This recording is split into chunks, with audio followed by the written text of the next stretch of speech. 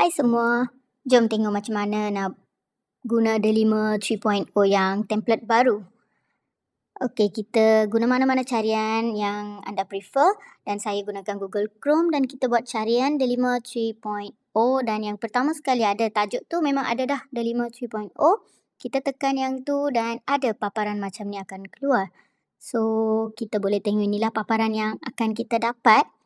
So, kita tekan log masuk ke Delima. Dalam banyak-banyak ID ni, pilihlah ID anda sendiri. Kalau belum lagi, in case device yang kita biasa tak guna, kita akan add account dan masukkanlah email ID Delima dan juga password. Okey, bila dah masuk, inilah paparan yang kita akan terima. In my opinion, saya rasa memang agak sistematik dan boleh nampak upgraded version yang disebut-sebut di semua social media kan. Okey. So ini adalah beberapa ruangan atas tu, ruang aplikasi, latihan digital, sijil dan lencana digital, pengumuman ruang ilmu, kelas digital, portfolio digital dan juga laluan pembelajaran. Banyak yang telah dikategorikan dengan sangat sistematik. Okey, cuba kita tengok dekat ruang aplikasi. Memang seperti sebelum ni, aplikasinya memang banyak. Dalam Delima 2.0 pun sama, 3.0 pun sama. Yang ni kita boleh tekan start dan simpan di aplikasi kegemaran kita.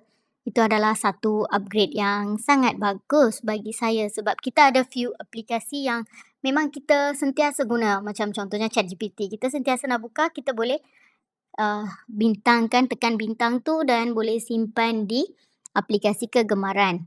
Dan kita boleh tengok ada AI Tools, aktiviti guru, aktiviti murid, aplikasi Google di mana murid-murid akan bintangkan juga, saya rasa Classroom yang sentiasa kita guna. Dan dia ada beberapa aplikasi baru juga macam Earth Studio. Dalam aplikasi Google saya ada jumpa satu lah, belum lagi explore habis. So yes, bahan digital, pertandingan murid, ada program pensijilan untuk guru. Saya rasa ada paparan yang mungkin tiada di ID paparan murid sebab yang ni saya buka sebagai guru kan. So adalah untuk pensijilan dan beberapa aplikasi yang hanya untuk penggunaan guru tu. Yes. Mungkin yang murid punya agak lebih simplified version lah. So, kita cikgu-cikgu yang ni favorite tab saya lah. Saya rasa semua dah di-link terus dalam Delima Servis KPM, Hermes, e-operasi semualah. Okay, yang ni macam versi sebelum, kita masih ada lagi. Dan lain-lain aplikasi untuk gamification and everything. Ada Kahoot semua kat sini lah. Wayground, Tinkercad, yes. Alright, secara overall, bagi saya quite nice dan dia boleh pilih language. Yang ni pun saya rasa macam nice. So, kita ada 5 pilihan bahasa untuk kita boleh tukarkan bagi template kita. Bahasa Melayu, English, Jawi, Cina dan juga bahasa Tamil. So, yang ni bahasa Tamil. Lepas tu kita boleh ada, Mandarin. Mandarin dan Jawi. Yes, dan kita kembali ke bahasa Melayu seperti yang asal dan dia boleh kita setting ke light mode ataupun dark mode.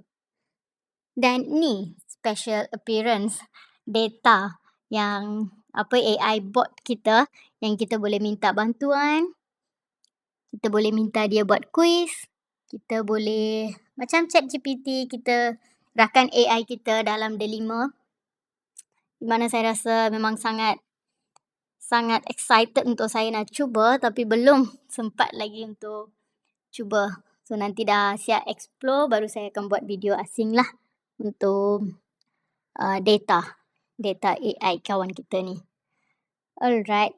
So ini adalah template ataupun paparan Delima 3.0 di mana untuk sesetengah orang dia naik sendiri. Tapi ada yang kalau kita download app, kita terpaksa buka macam ni lah.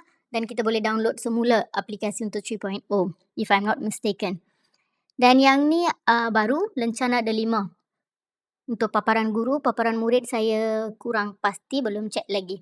So dia ada 8 lencana yang kita boleh kumpul dalam aplikasi paparan Delima 3.0.